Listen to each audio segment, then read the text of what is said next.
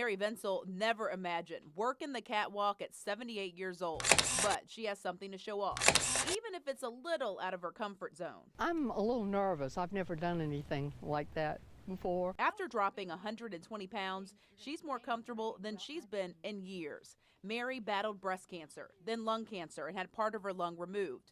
During the process, she went from wearing a bikini at age 50 to lugging around an oxygen tank. I was on oxygen 24/7, and my doctor and I decided that most of the problem was my obesity as opposed to emphysema and other things. She ballooned to 305 pounds and couldn't walk from one room to another without getting winded. Mary had high blood pressure, metabolic syndrome, and high cholesterol. After more than 15 years, she decided, with the help of her doctor, to do something about it. My key is not to change the person, you know. All people coming to me are beautiful, great personalities. I want to give them health and better quality of life. Bariatric surgeon Dr. Murrow Uckel recommended Mary get a gastric sleeve. During the surgery, he took out 80% of her stomach. Why?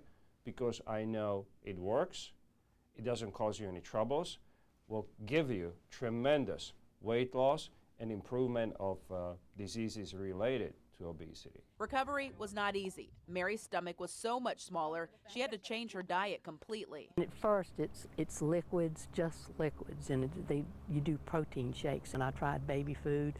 I don't blame my children for not eating. That still was awful. And eventually, she upgraded to whole foods, but she could never eat the quantity of food she used to without getting sick. You have to chew thoroughly and eat slowly, and you can't eat and drink at the same time. Mary has replaced that food with exercise. Her daughter bought her a fancy pedometer. That's steps, miles, calories burned. And she puts it to work every day. And I do 5 to 6 miles 3 days a week. I go rain or shine, hot or cold. And now a first, walking the catwalk at St. Vincent's as a success story. Someone who took control of her life and vows to never let food control it again. It's changed my life. It really has changed my life, from being a couch potato to doing what I want to do. So let me show you what we've got. Sharon McBee is picking out groceries for her family at this food pantry in Jacksonville Beach. We have some mayonnaise up there. Oh, mayonnaise. McBee never needed help until she was given custody of her 3 grandchildren. Because we're on a fixed income and my husband's retired. Making it harder to provide for more people in the house, like 2-year-old Madison. Beam started as an organization that did financial assistance, and it is emergency assistance. So if somebody couldn't pay their rent and were about to be evicted, or for example, their lights were turned off, they would come to Beam. Without Beam, Beach's emergency assistance ministry, the working poor who need help are cut off. Few have cars or even access to one to drive to Jacksonville. We've become a full-time food pantry that serves a population that can't make a paycheck stretch through an entire month. The pantry offers your typical canned goods, but there's also something very unique to Beam. Look at these fresh vegetables. This is bok choy, Swiss chard, even broccoli.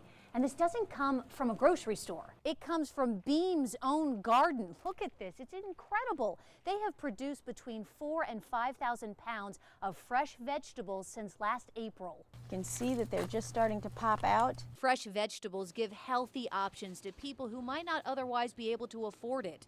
For Sharon, diagnosed with breast cancer nearly 2 years ago, words can hardly describe the impact Beam has had on her and Madison.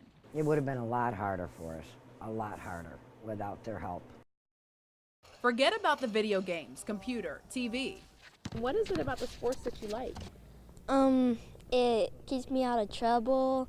It keeps me strong and fit. I play freeze tag with my friends. Kids still love to get outside and just play. What if you couldn't play basketball? Like you just stuck inside all the time and you just didn't have access to a playground? It would be boring. Senator Aaron Bean remembers the days when his own kids longed for some fun at the neighborhood playground.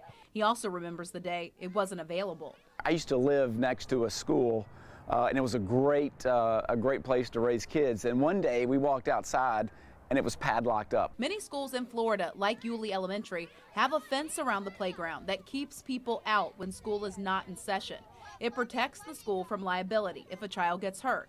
Senator Bean wants to pass a law that takes some of that responsibility away. After school hours, these gates lock and no one has access to the playground. But if this bill passes, an athletic association or someone like the YMCA would actually be able to use the playground, and they would share the liability, and it would extend beyond school hours. Their number one excuse for not doing it is liability. We're worried something's going to happen. So this law will give them extended liability protection after hours. It also gives adult supervision because, again, the baby steps are going to be allowing an organization that will have adult supervision. Senator Bean says in a perfect world, the fences would just come down altogether. But he says right now he's just trying to chip away at another excuse for kids not to get out and be active.